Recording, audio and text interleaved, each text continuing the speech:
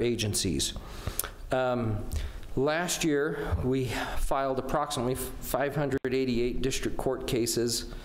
Well, really, it's more like 650 cases that got into district court and that Shelley was involved with. So she had to schedule everything that happened in those cases. She had to make sure deadlines were scheduled and not missed. She had to keep track of hearings for those cases.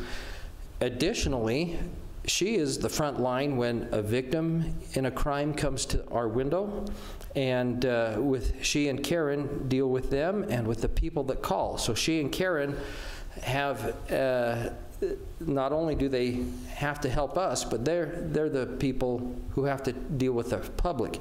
And these are people who are extremely upset and not happy, and it's a difficult thing to be part of the criminal justice process. But Shelley is kind to them and helps them get the information they need. Shelley is, beyond just being efficient, Shelley is incredibly smart. She drafts pleadings for us to review and finalize, and the pleadings she doesn't draft, she proofreads. She has an eagle eye for mistakes.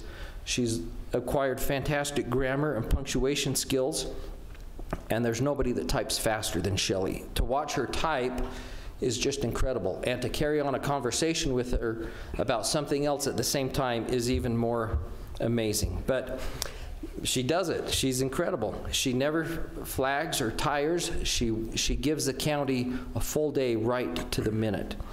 And more importantly, I feel like she cares about the cases. If we ever sense she doesn't care, then we're panicked, because Shelley asks us what we're doing on our cases and whether we're getting them done. And she has a steel trap mind. She remembers details and people in the cases that to me is phenomenal. Shelley is loyal and trustworthy, and her word is gold. I can't think of a time when she has said she would do something and hasn't gotten it done. She's committed to learning our case management software from day one. She's the one who teaches and trains us and diagnoses problems and makes things get fixed. So to me, and that's not even talking about the civil cases that I handle and that she helps me organize and that she helps me with on this side. So she's one of a kind. She's the hearts, brains, and muscles of our office. Thank you, Shelley, for all you do. And Jeremy, you want to give you a moment to say something. Well said. I just want to say amen to everything Christian said. Shelley is fantastic, always willing to do whatever is needed.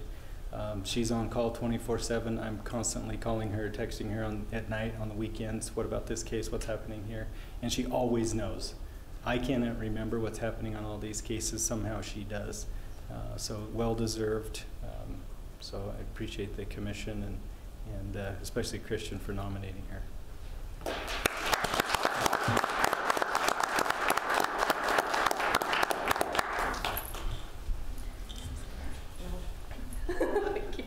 Thanks, guys. I can't believe she's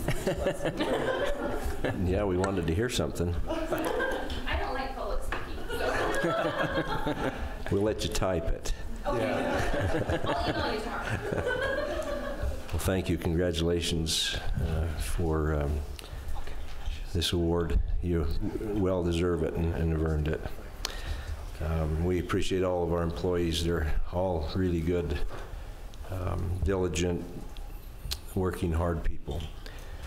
Item 2 on our agenda is approval of our minutes from our last meeting, October 16th. Do we have any corrections or additions? I don't have any corrections. I don't either. I'll make a motion that we approve the minutes. I'll second that. All in favor? Aye. Aye. Motion carries.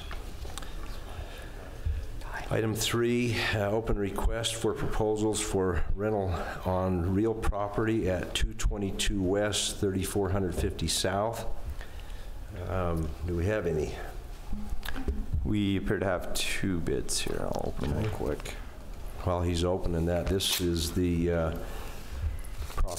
property south of town at the 4 Mile Hill Industrial Park, where the weed and mosquito departments were housed prior to this year when we moved them in town here at the fairgrounds. They're located there now. This one's brief. It says it's Bob Price, and he'd like to lease it for $537 a month or more. $537? Or more with a question mark. Thanks. Was that 537? Yes.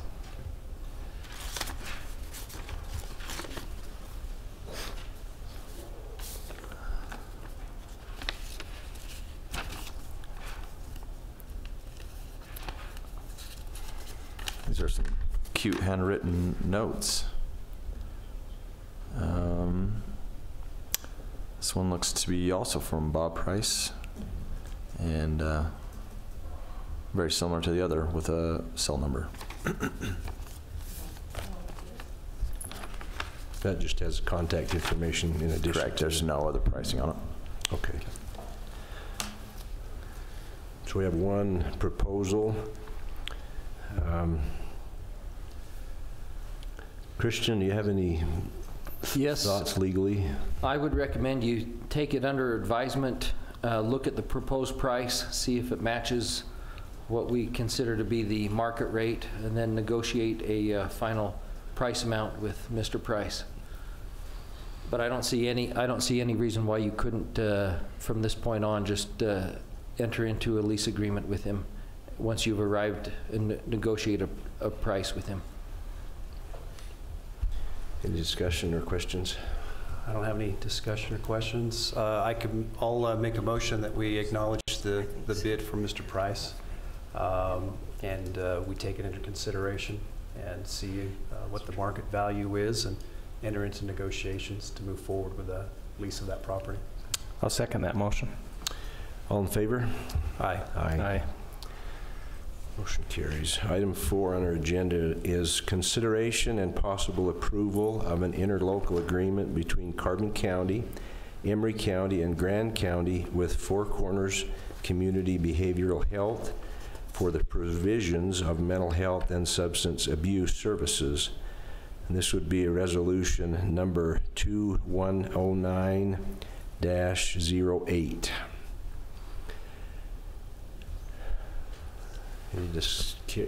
Karen, do you have anything to add other than what we've got in our hands? No, if you have questions. Commissioners, I did email the attorney for the Four Corners and let them know that the signature page will need to be modified to reflect that Commissioner Jensen is the signer of this document. You covered what I was wanting to cover, so good. No other discussion, we'll take a motion. I'll make a motion to approve resolution 2019-08. Is that the right number? It's got written wrong on mine, so that is probably right. Yep, that's correct. Yes. That's correct. I'll second that. All in favor? Aye. Aye. Motion carries. Thank you, Karen. Item number 5 is a consideration and possible approval of resolution number 2019-07, authorizing Four Corners to act as the private contract provider for mental health services and substance abuse services for Carbon County in its capacity as the local mental health authority. Commissioners, was the previous item I might be looking at a different agenda item here. Was number 4, does it have a resolution number on it? Yeah. Did you just do handwritten in ours? Okay. Did you approve the interlocal agreement as part of that then? So I think number 4 was the interlocal agreement, and then So I think what you just approved was the resolution, but we also need to approve the interlocal agreement per se, the agreement itself. Okay, so And we're going to that's- back up. And Yeah, do I think we might have skipped one. Yeah. thank you. okay. Unless I'm looking wrong. Do you have a motion to approve the interlocal agreement? So moved. I'll second. All in favor? Aye. Aye. Okay, now can we move to Item number 5. I'll read it one more time. Consideration and possible approval of resolution number 2019-07, authorizing Four Corners to act as the private contract provider for mental health services and substance abuse services for Carbon County in its capacity as the local mental health authority. But this will be resolution -08, correct? Correct.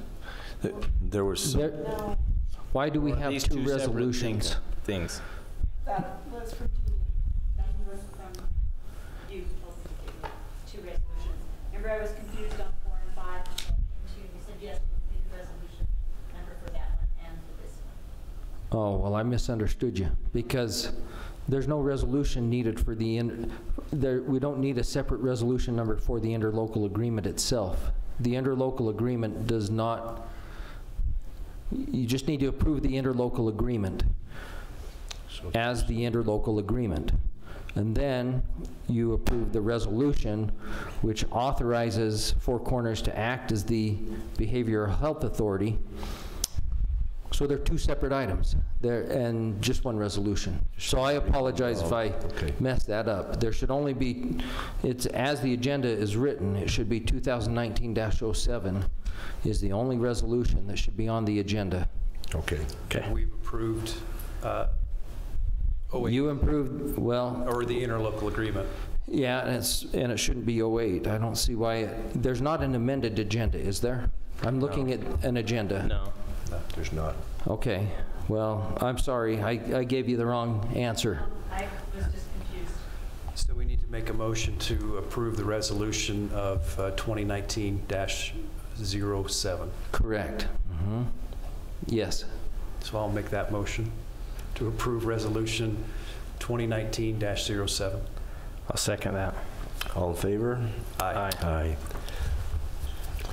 You can go back to work, Karen. Thank you. Thank you. Thanks for the clarification. Item 6 is review and possible approval of the results of the Board of Equalization.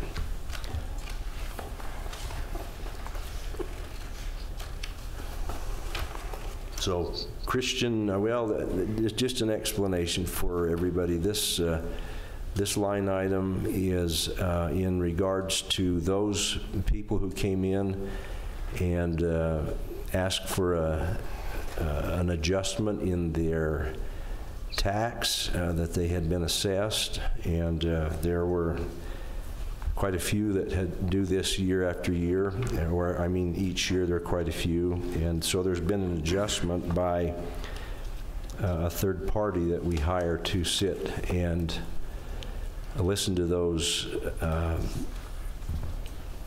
concerns, and they bring documentation in that shows that whatever they were assessed may be a little different. Some go up, some go down.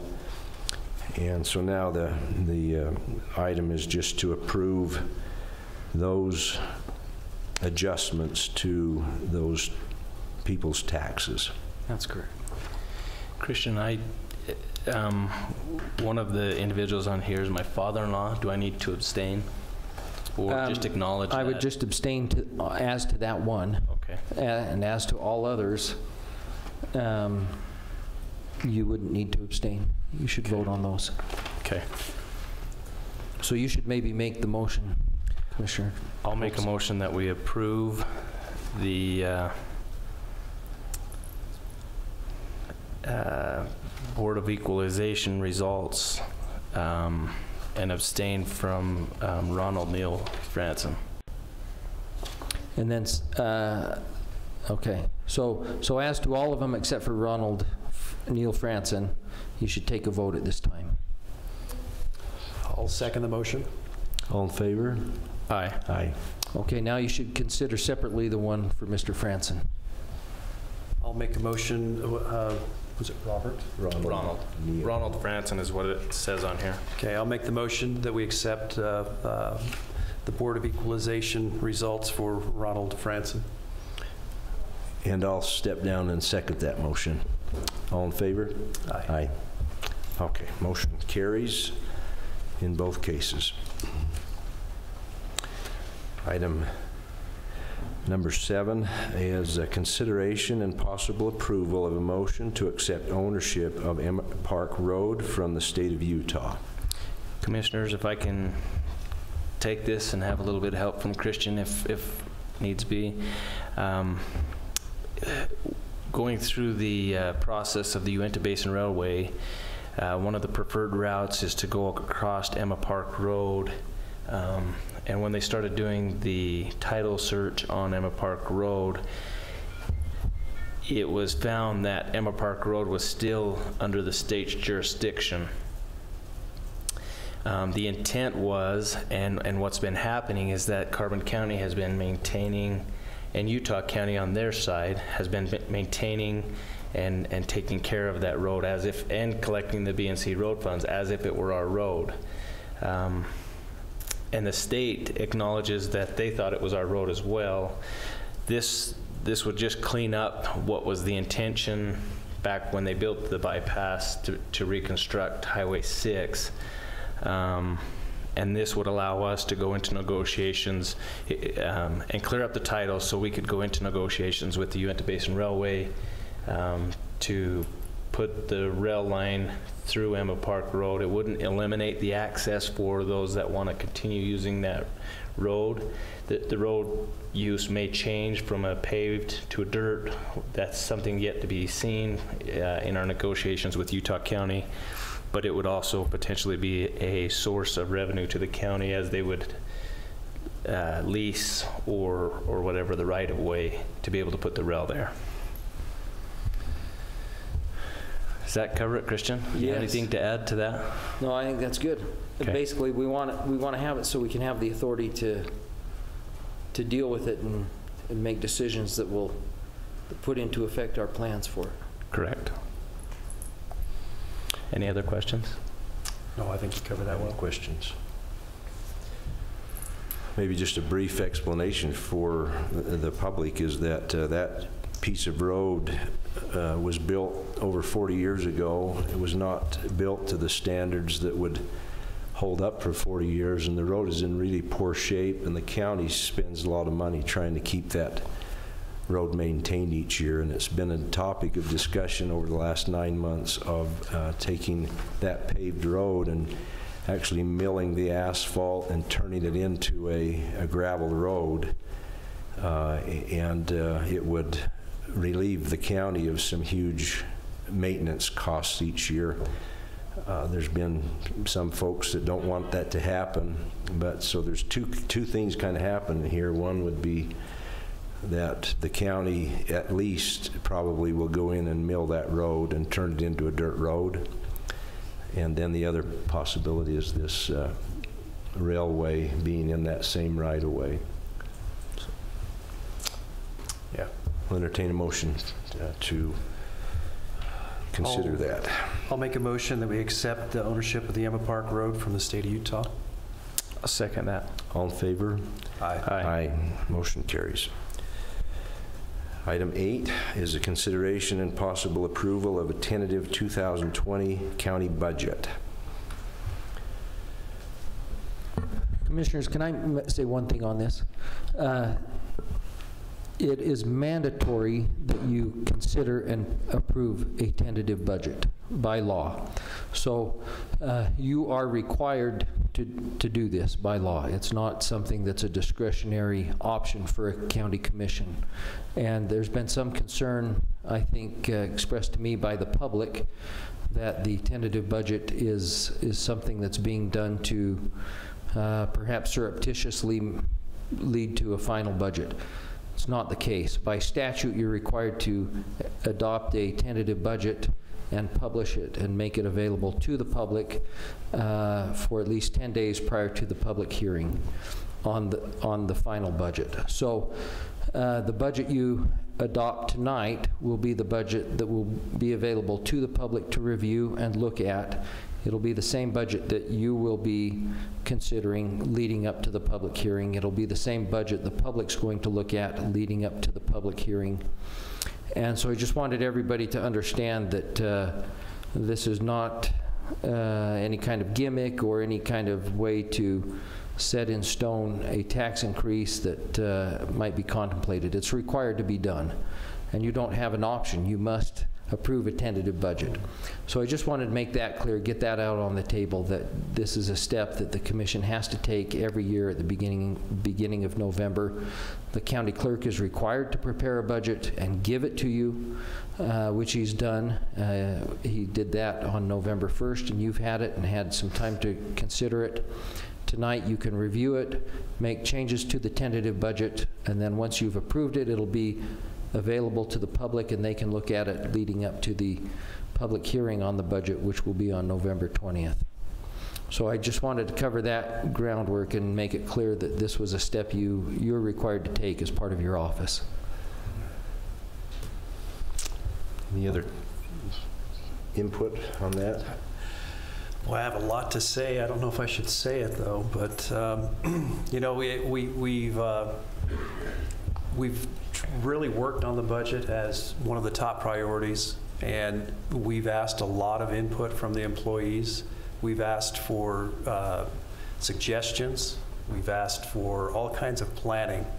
And the time and effort that not only us three, but all of the department heads, all the other support that we have here, it's pretty amazing that one person who has nothing to do with this, or persons, I should say, can go out on social media and get everybody up in an uprise that has no education, no knowledge, no insight to what is even being contemplated. And that's very disappointing. It's just, if you want to know, you know, you seek the facts, and don't seek those on social media that think they know the facts, because they're not, they're way off base.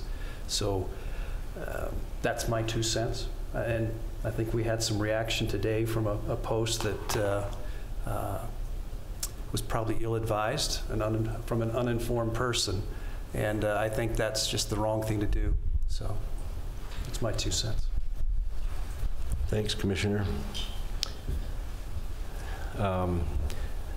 Maybe Seth, is there anything you'd like to review with us in regards to the proposed budget?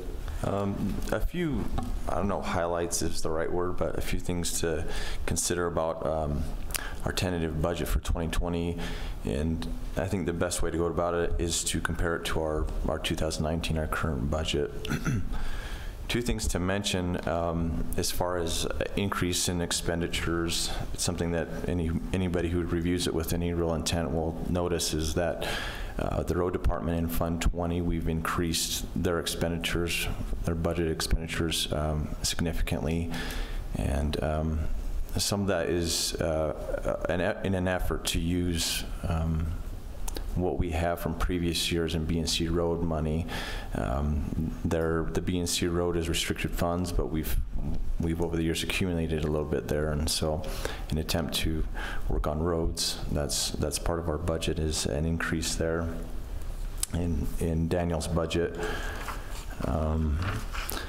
one of the other increases in expenditures, which you don't see as a lump necessarily, but as we discussed in previous meetings, and considering our renewal to our health insurance, there was a $140,000 increase year over year, and so that's a fairly significant increase, but it's over many departments, so that's another thing that just to consider as a change from previous years. A couple other things here. You'll see reflected in what we received from the Special Service District has decreased considerably in previous years. We've received about $2.5 million from them. We've requested about $500,000 less, and it's something that you could speak to, I'm sure, for 2020, because they've received much less in their mineral royalty revenues this year than what they've previously committed to us. Another thing that you'll see significant this year is a decrease in mineral release monies or mineral royalty monies direct to the county. What we've budgeted for is about $50,000. In 2019, we budgeted for $700,000, and what we've actually received this year is about $90,000. So in an effort to bring that closer into line with what we've received, and maybe to explain that, in previous years we've averaged between 1.1 and 1.5 million in mineral royalty monies direct to the county, and that's why we budgeted for about $700,000 in 2019. Could I stop you right there, Seth? Sure. So there's two different mineral lease monies basically that come to the county. The county owns property where coal has been extracted, and the county owned the coal. So the coal mines paid directly to the county some money, and also the properties that we own where there are gas wells, the county receives money directly from the gas company for the gas that's sold from the properties that we own, the minerals on. Those monies come directly to the county, but the other mineral lease funds for coal and gas go to the Carbon County Recreation Transportation Special Service District. And the funds that you're talking about that we normally get from them are also going down. So a budgeted amount of $700,000, and in reality we only got $90,000 this year from that fund. So both gas and coal mineral money coming to the county is significantly reduced from previous years. Just a final note, I had just that ties in with that. We've reflected in our Municipal Services Fund, Fund 20, as a way to help make up those differences in what we expect to receive in mineral royalty monies. You'll see reflected the proposed increase in our municipal services levy. Obviously, this is a tentative budget, so that could change, but you'll see that $2.2 million that we're proposing. You'll also see as a final thing, the Sheriff's Department at one time was part of the Municipal Services Fund, and that's where it belongs and should be. 2 or so years ago, they were moved into the general fund. And I'm not sure the reasoning for that, but we've moved them back to the Municipal Services Fund, and that's part of what we hope to use the proposed tax increase for, us to help fund them.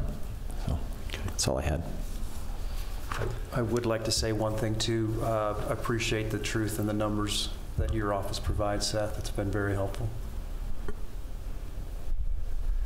Yes, there's no question where we're at with money.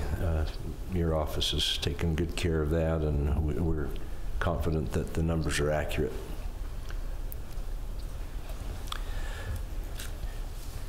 Any other discussion on approving this tentative 2020 county budget? I think just to restate it, I think it's important that people know, especially if anybody's watching on Facebook or any of you have information or want to share this information, that this is a tentative budget, and it's so that you can review it prior to the 20th, where we'll have our public hearing. This is not set in stone. This is just the process that we have to go through by law. So that the public has a chance to be informed on what process or what we're planning on and going forward with. Maybe, Christian, could I ask you to walk us through each step between tonight and the end of the year when the budget would have to be approved? Sure. So the next, assuming you approve the budget as presented, the next step is the budget will be made available at the clerk's office, and it will be put online starting tomorrow, and people can also come to the clerk's office to get a copy of it. So the budget will then be available right up until, it has to be available for 10 days by making it available. Tomorrow it will be available 13 days before the public hearing. Then the next step is the public hearing on both the budget for 2020 and the proposed tax increase for 2020. Both of those public hearings are to take place at the same time and in conjunction with one another. So they will take place on February 20th at 6:00 p.m. November 20th. Sorry. November 20th, thanks. We have to do it November, yes. So there are, we've published notice of that in the newspaper this week. There will be another publication of that notice in the newspaper next week. It's also on the public notice website. Anybody wanting to make a comment on the budget can come in. You have the right to set reasonable time limits for people to make those public comments, but otherwise, anybody that wants to provide a comment may come to that public hearing and make a comment. If you want to accept written comments, people can mail those in and you can consider those as well. So the public hearing will take place November 20th, 6 p.m. Then you have the option of approving the budget immediately after that public hearing. What is usually done is the commission will table approval and take the public comments under advisement, and then at a later public meeting in December, the commission typically discusses the comments and possible changes to the budget, votes on some changes to the budget, and approves the budget. The budget has to be approved sometime before December 31st, up to and including December 31st. So you can set a special hearing for that. You can do it at one of your regular meetings, which is typically done. At that time, you are not required to take further public comment. You can take additional public comment if you want. You're not required to have just one public hearing, but typically after the first public hearing, the commission then meets at a regular meeting to approve the final budget.